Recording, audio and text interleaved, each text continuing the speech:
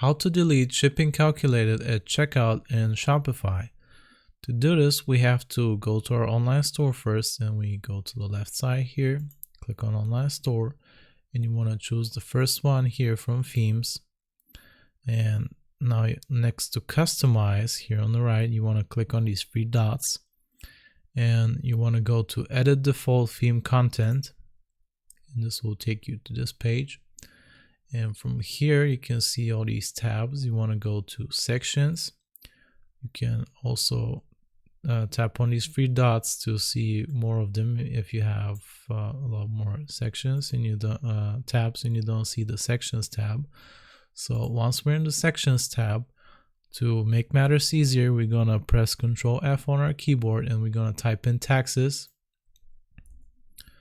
And when you search for this keyword, the first thing you see is going to be taxes and shipping policy at checkout HTML.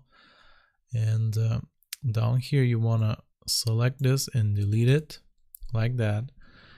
And when you do that, it will delete this from your online store. It will not be calculated at checkout anymore. And that's how you delete shipping calculated at checkout in Shopify. I hope this was useful. Remember to like and sub, and I'll see you next time.